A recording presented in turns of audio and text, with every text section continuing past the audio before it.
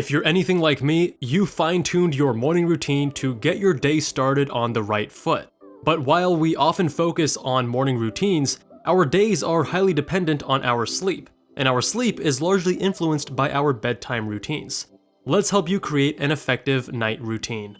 Dr. Jubal, MedSchoolInsiders.com. If a morning routine helps you get out of bed and lay the foundations to having an effective day, then a pre-bed routine is the opposite. An effective nighttime routine should focus on three main principles. First, set you up for a successful tomorrow. Second, activate the parasympathetic nervous system. And 3, optimize for sleep.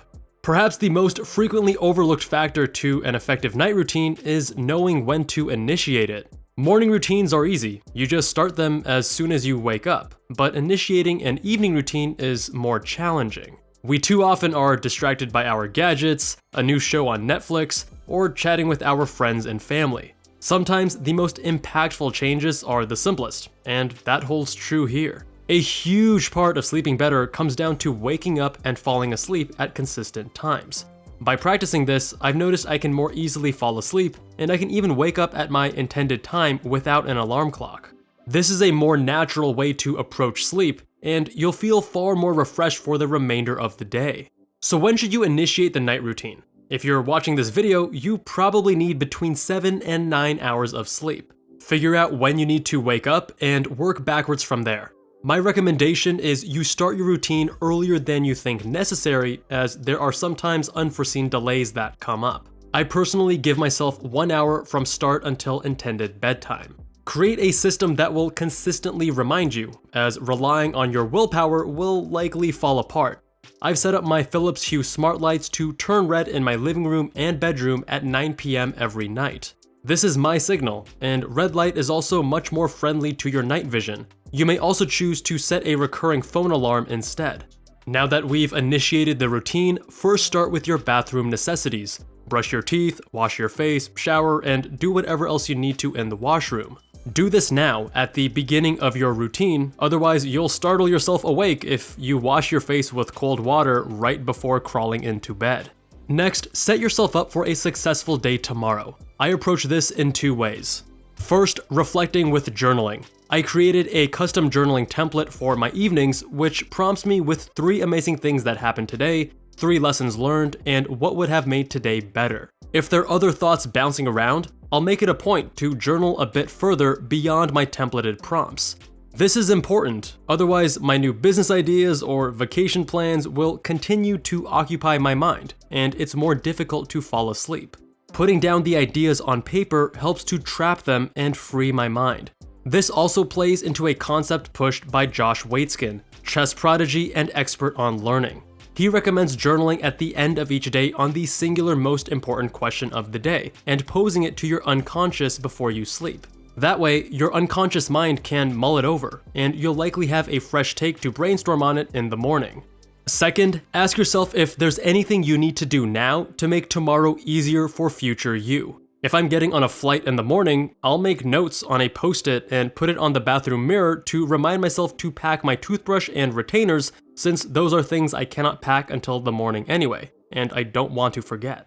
If I have a chaotic day tomorrow, I'll write the one thing I want to get done despite being pulled in multiple directions. If I have an early morning for filming a day in the life, I'll make sure I have my bag packed and my batteries charged.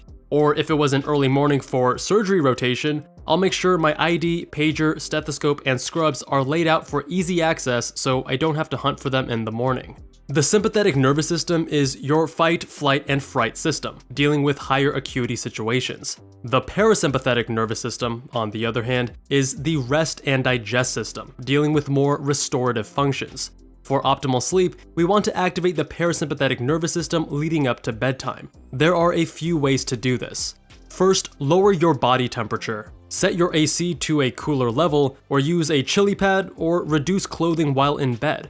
I live in a hot climate, so I set my AC to 72 degrees and sleep in my underwear with a light blanket.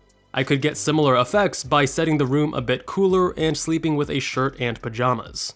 Avoid things that stimulate you, like backlit screens, high intensity and loud music, or other things that your grandpa wouldn't approve of at late hours.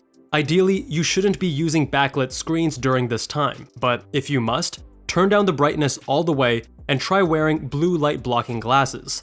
And no, night shift helps, but it isn't good enough on its own.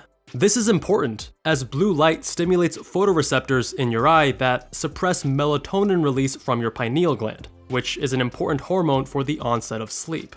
At this time, some like to relax further by stretching or doing light foam rolling. Others practice deep breathing or meditation. I go with reading.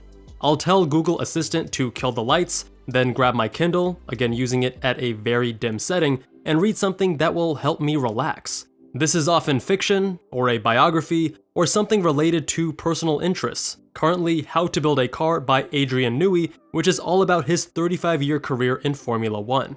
On the other hand, if I read an intellectual business book, it's more likely to keep me up thinking. Once I feel tired, the Kindle goes on the nightstand and I'm off to sleep. One last point, if you're living by yourself, you only need to worry about your own preferences.